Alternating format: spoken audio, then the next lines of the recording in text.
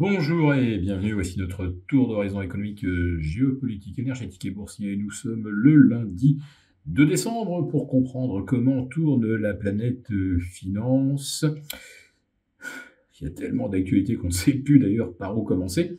Eh bien, c'est sur l'inforruptible et nulle part ailleurs. Et la chronique du jour, je vais l'intituler.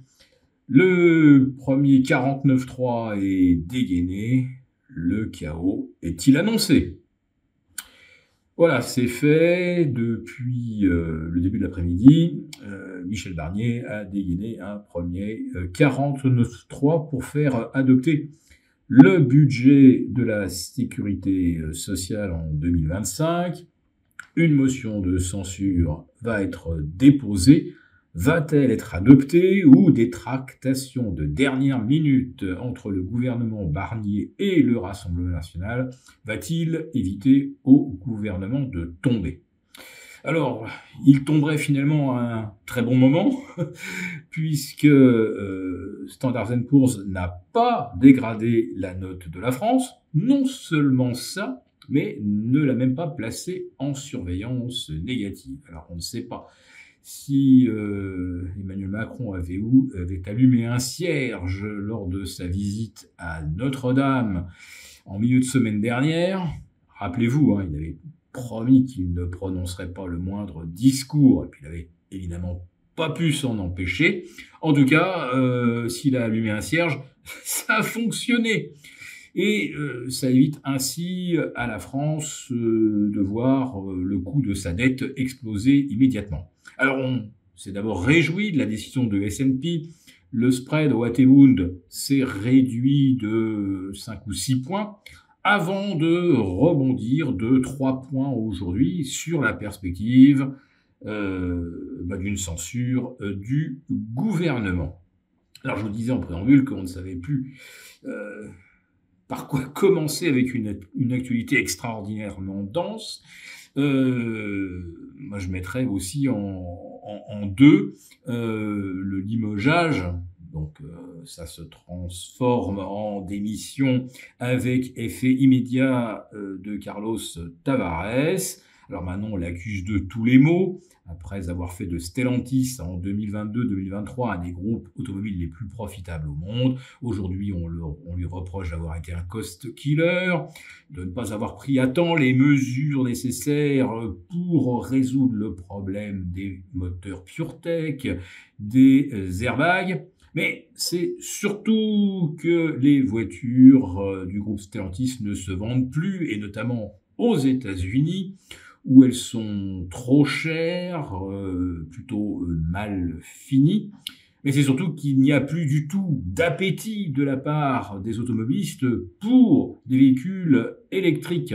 Et si on reproche à Carlos Tavares d'avoir été responsable de la chute du cours de Stellantis, mais allez regarder un petit peu du côté de Volkswagen, de Daimler, de BMW et de Nissan, on a des groupes qui sont quasiment au bord de la faillite. Volkswagen va fermer des usines, licencie, négocie même des baisses de salaire. En France, il n'y a pas que Stellantis qui est en difficulté. Vous avez également Valeo et Michelin. Pourquoi Michelin qu'ont-ils fait? Sont-ils des cost killers? Bah non. Mais quand on vend moins de voitures, évidemment, on vend moins de trains de pneus. Quand les gens ont des véhicules électriques, ils roulent moins qu'avec des véhicules thermiques parce qu'ils n'ont pas l'autonomie. Donc, on change également moins souvent de pneumatiques. Donc, ce qu'il faudrait surtout faire, c'est le procès de ce dogme, de cette obsession de mettre un terme aux véhicules thermiques dans une dizaine de pays de la planète, tandis qu'ailleurs on continue de fabriquer des véhicules thermiques dont les consommateurs veulent.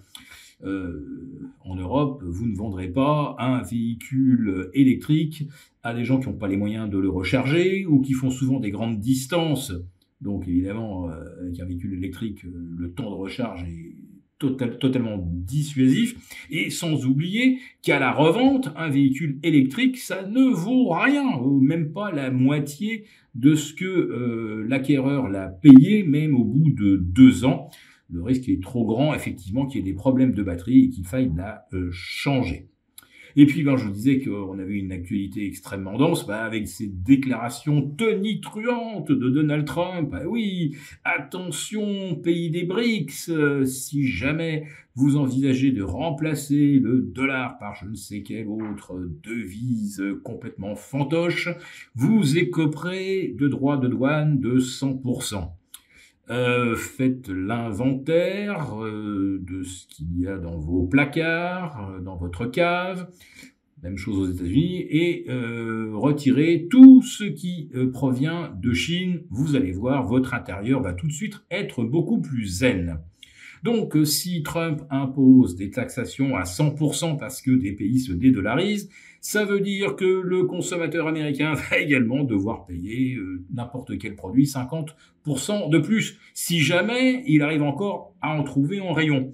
Parce que des pays qui se verront imposer les taxes à 100%, finalement, ils commerceront entre eux et cesseront de livrer les États-Unis. Autrement dit, on peut avoir non seulement une explosion des prix, mais également des pénuries. Vous pouvez être sûr que les Américains vont énormément aimer. Donc, les déclarations tonitruantes de Trump, on sait tous ce qu'il faut en penser. On connaît le personnage depuis maintenant presque 10 ans. Et puis, je terminerai quand même avec cette petite réflexion sur le dollar. Justement, la trajectoire de la dette continue d'accélérer.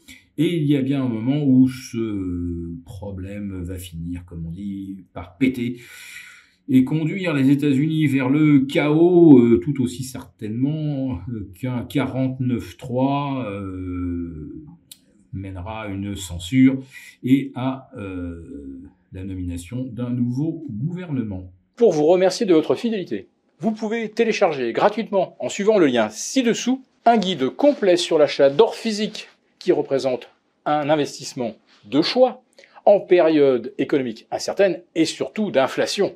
Merci et à bientôt. Merci beaucoup d'avoir regardé cette vidéo. N'hésitez pas à réagir dans les commentaires ou à liker et partager cette vidéo si le contenu vous a plu. Et pour ne rater aucune de nos prochaines émissions, vous pouvez vous abonner à notre chaîne et activer les notifications. Et pour plus de contenu, n'oubliez pas que le dernier rapport rédigé par nos experts est accessible en cliquant sur le lien de description. On se retrouve tout de suite dans les commentaires et je vous dis à très bientôt pour une prochaine vidéo.